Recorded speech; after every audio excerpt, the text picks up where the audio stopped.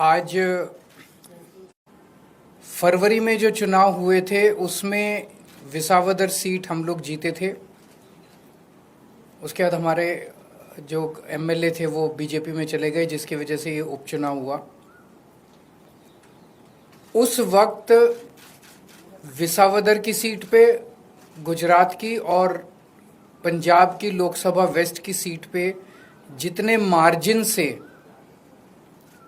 हम लोग ये दोनों सीटें जीते थे 2022 में, आज उससे डबल मार्जिन से, लगभग डबल मार्जिन से ये दोनों सीटें हम लोग जीते हैं।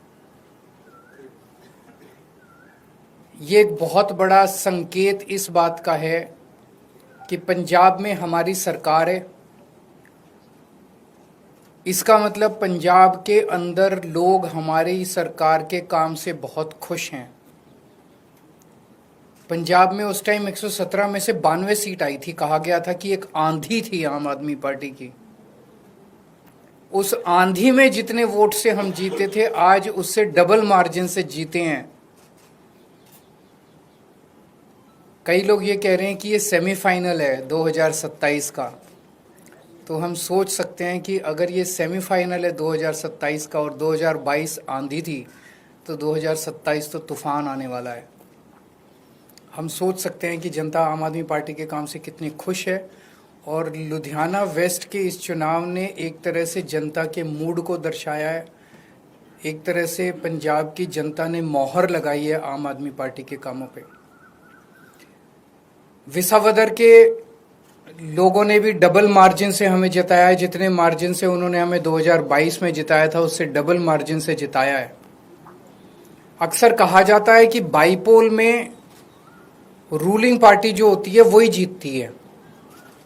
गुजरात में रूलिंग पार्टी बीजेपी है और बीजेपी की तो इतनी पकड़ है शासन के ऊपर, प्रशासन के ऊपर, पुलिस के ऊपर, सारी एजेंसीज उनके पास है।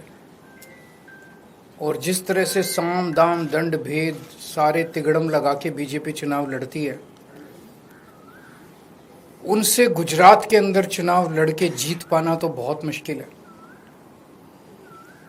तो अगर डबल मार्जिन से लोगों ने ये वोट दिया हमें, तो ये दिखाता है कि गुजरात के लोग अब 30 साल के बीजेपी के कुशासन से कितने ज़्यादा त्रस्त हो चुके हैं।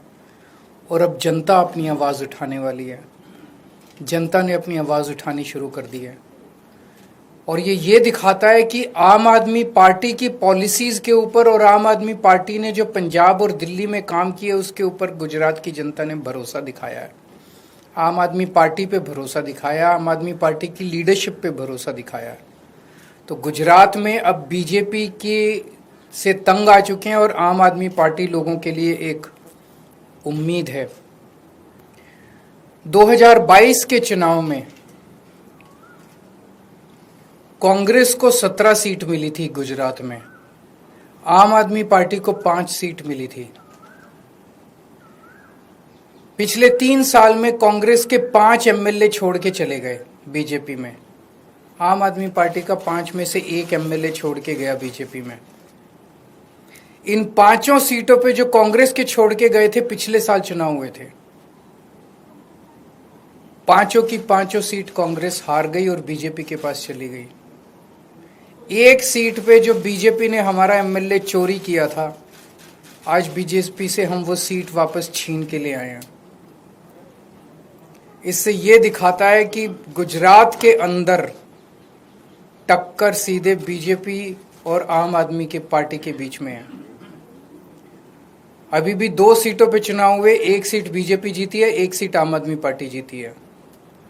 और ये दोनों जगह चुनाव कांग्रेस और बीजेपी मिलके लड़े हैं। अब कांग्रेस का स्टेटस सभी राज्यों के अंदर एक ही रह गया है, बीजेपी के हाथ की कठपुतली बनके बीजेपी को जिताने की कोशिश करना। विसावदर के अंदर जिस तरह से कांग्रेस ने, दिल्ली के अंदर सबने देखा जिस तरह से कांग्रेस ने बीजेपी की मदद की।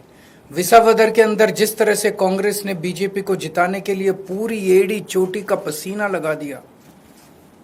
पूरी की पूरी कांग्रेस की लीडरशिप, टॉप लीडरशिप जो है वो बीजेपी की जेब में बैठी है, बीजेपी के हाथ की कठपुतली है। एक कांग्रेस का आम कार्यकर्ता बीजेपी को हराना चाहता है, एक कांग्रेस का लोकल लीडर आप बीजेपी को हराना चाहता है, लेकिन कांग्रेस की टॉप लीडरशिप वो देखता है कि वो सारी की सारी बीजेपी की गोद में बैठी है, बीजेपी की हाथ की कठपुतली है, बीजेपी की जेब में है। तो आज मैं इस मंच के माध्यम से कांग्रेस के आम कार्यकर्ताओं को भी कहना चाहता हूं कि कांग्रेस से उम्मीद मत करना कि वो कभी भी बीजेपी को हराएगी। उनकी बहुत कोजी रिलेशनशिप है टॉप पे। केवल और केवल आम आदमी पार्टी पूरे तन मन धन से इस देश को और राज्यों को बीजेपी से बचाने की कोशिश कर रही है। जो अच्छे कार्यकर्ता है कांग्रेस के वो सब छोड़ के आम आदमी पार्टी में आ जाओ। अगर आपका कोई एक दो क्वेश्चंस हैं तो सवाल सीट खाली क्योंकि आपकी लुधियाना वेस्ट से जो चुनाव लड़े वो राज्यसभा से गए थे, फिर सवाल खड़े हो रहे थे, लंबे समय से चर्चा थी कि राज्यसभा से कौन जाएगा, आपके नाम की चर्चा चली। चुनाव में विपक्ष ने ये सवाल किया, राज्यसभा से कौन जाएगा ये पॉलिटिकल अफेयर्स कमेटी तय करेगी हमारी, लेकिन मैं नहीं जा रहा, केजरीवाल नहीं जा रहा। आपने तो मेरे को कई बार भेज दिया अभी तक।